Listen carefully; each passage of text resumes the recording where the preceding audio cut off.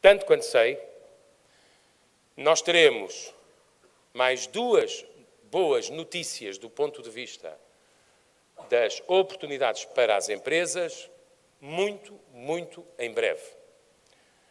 Espero que até ao final de março esteja aberto o concurso para investimento empresarial e espero que até ao final de fevereiro esteja aberto o concurso para jovens agricultores, onde, como sabem, nasce uma parte significativa da transformação do nosso setor agroindustrial e do investimento que se faz hoje em dia em Portugal.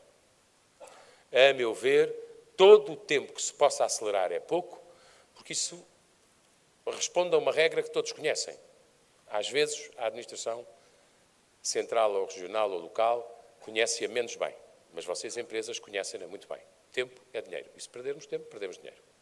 E em economia aberta, o tempo que perdermos significa que o dinheiro vai para outros lugares, em vez de ficar em Portugal, investido em Portugal, criando riqueza em Portugal.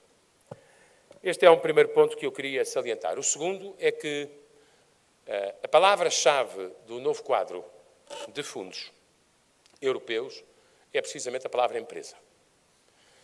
São fundos maioritariamente vocacionados para as empresas, para o empreendedorismo, para a internacionalização e para a inovação.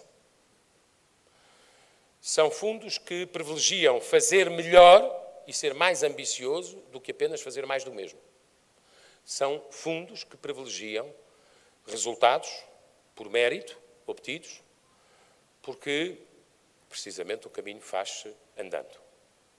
E eu, com toda a franqueza, acho que este novo quadro comunitário de apoio é um alicerce muito importante para dinamizar, estimular aquele que é o indicador mais importante para a economia portuguesa nos próximos anos, aquele que foi mais crítico na primeira década deste século e que finalmente este ano começou a dar sinais de arrebitar: o investimento. O novo quadro comunitário, orientado para as empresas, é uma possibilidade de melhorar, majorar o investimento. Mas queria que soubessem que, no meu entendimento, o ano económico de 2015, salvo alguma circunstância externa fora de controle e neste momento fora de previsão, pode ser um ano efetivamente melhor do que o de 2014, como tenho dito muitas vezes, tal como, se compararem os números, o de 2014, sobretudo na segunda metade, foi melhor do que o de 2013. Quais é que são os sinais que apontam para essa melhoria? O primeiro é o crescimento. Nós teremos terminado 2014 à volta do 1%, um pouco menos em cima de 1%, falta ver os números, e as expectativas para 2015 foram revistas em alta e apontam para um crescimento de 1,603 acima do que estava inicialmente previsto. Eu acho sempre preferível rever em alta do que desiludir expectativas. E esta revisão em alta acontece porque a economia portuguesa está a responder bem aos desafios que lhe são colocados e por alguma soma também de circunstâncias, quer externas, quer internas. Mas o primeiro dado é de que nós tivemos uma recessão dura, aquilo a que eu chamo os anos de chumbo, e vamos para um ano de crescimento económico em que Portugal, tal como Espanha e tal como a Irlanda, estão entre os países que crescem mais na zona euro. Deixo à reflexão de cada qual perguntar porquê. A economia portuguesa voltou a exportar mais em 2014, cerca de 2%, e faltam os números dos serviços que ainda melhorarão esse número final. Segundo, a economia portuguesa resistiu bem à diminuição da exportação de combustíveis. Se, com o efeito de combustíveis, crescemos quase 2%, sem o efeito de combustíveis, crescemos 4,1%. É muito injusto que os focos de atenção se centrem num setor e isso não permita reconhecer o enorme talento dos outros setores. E é aqui que eu quero chegar. Nos 17 grupos de produtos organizados pelo INE nas exportações, em 2014, Portugal cresceu em 14. E cresceu a um ritmo extraordinário. O calçado cresceu 7,5% em 2014. As ópticas cresceram 9% em 2014. Os plásticos cresceram 6% em 2014. O agroalimentar cresceu 11% em 2014. Em 17 grupos de produtos, subimos em 14. E isso é um mérito das empresas que não é anulável pela questão dos combustíveis. O terceiro ponto, que é também importante, é percebermos o seguinte.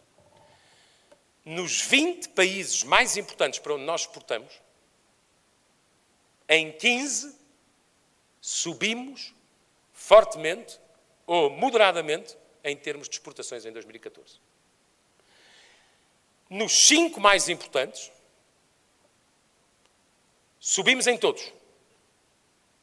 E chamo a vossa atenção para a subida para o mercado da República Popular da China.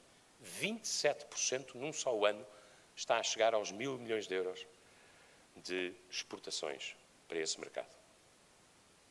Em 20 países, que são os 20 mercados mais importantes, crescemos em 15. Como é que é possível alguém negar a proeza que as empresas fizeram? E, por fim, pareceu-me ver, em alguns espíritos, déficit de entusiasmo com as exportações e superávit de preocupação com as importações. Então vamos lá colocar as coisas em contexto. Em 2010, o que Portugal importava em bens é praticamente ao milímetro o que importa hoje. Qual é a diferença? É que nós exportávamos em 2010 37 mil milhões de euros e em 2014 exportámos 48 mil milhões de euros em bens. As importações estão iguais a 2010. As exportações deram, felizmente, um salto extraordinário em quase todos os setores e para muitos mercados, os tradicionais e os emergentes. O que faz toda a diferença são as exportações. Aliás, devo dizer-vos que este ano procurarei acompanhar as empresas portuguesas em feiras internacionais com a AICEP e com as associações setoriais, a próxima das quais acontecerá em Milão, que tem a ver com o calçado, e a última das quais aconteceu em Berlim e tem a ver com a fruta e os legumes.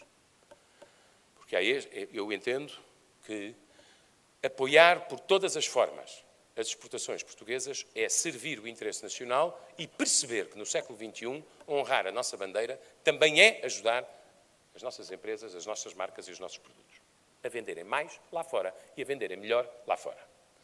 Porquanto o fazem, protegem a sua retaguarda. Queria, por isso, dizer-vos, há imenso a fazer, mas eu acho que o ano de 2015, tudo indica, poderá ser melhor do que o de 2014.